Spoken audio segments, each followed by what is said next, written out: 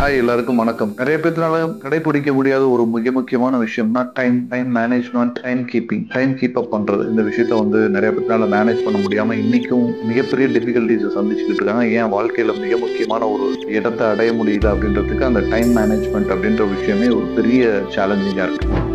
So இந்த time மேனேஜ்மெண்ட்ன்ற விஷயம் சேலஞ்சிங்காக இருக்குன்றதுக்கு எப்படி இதை ஓவர் கம் பண்ணலாம்? ரெண்டு விஷயத்தினால ஓவர் கம் பண்ண முடியும். ஒன்றுமே இல்லை, நீங்கள் காலையில் ஃபர்ஸ்ட் எந்திரிக்கிற ஒரு டைம், அந்த எந்திரிக்கிற டைம்ன்றது நீங்கள் உங்களோட வேக்கப் டைம் மார்னிங் 6:30 இருக்கு, 7 இல்லை 7:30 கூட இருக்கு அப்படின்னு வச்சுக்கோங்களேன். இதில் ஒரு 30 மினிட்ஸ் பிஃபோராக நீங்கள் வேக்கப் பண்ணுறதுக்கு பார்க்கணும், வேக்கப் ஆகிறதுக்கு பார்க்கணும். For example 6 o'clock ஆகுறீங்கன்னா 5:30, 6:30 ஆகுறீங்கன்னா 6 o'clock. இது ஒரு வழி உங்களோட time management, time keep up பண்ணுறதுக்கு, பங்க்சுவாலிட்டி கீப் அப் பண்ணுறதுக்கு ரொம்ப ஹெல்ப்ஃபுல்லாக இருக்கும். அடுத்து இன்னொரு பாயிண்ட், மிக முக்கியமான பாயிண்ட், ஏதாச்சும் ஒரு விஷயத்தை செய்யணும் முடிவு எடுக்கிறீங்க அப்படின்னா, அது ஒரு பில் பேமெண்ட்டாக இருக்கட்டும், இல்லை யாரையாச்சும் ஒருத்தரை சந்திக்கிற விஷயமா இருக்கட்டும், ஏதாச்சும் ஒரு விஷயத்தை நீங்கள் செய்யணும் முடிவு எடுக்கிறீங்க அப்படின்னா காலதாமதம் படுத்தி அதை செய்யாதீங்க. இன்னைக்கு நான் இந்த வேலையை செய்யணும், அந்த வேலையை உடனே இமீடியட்டாக செய்ய பாருங்க.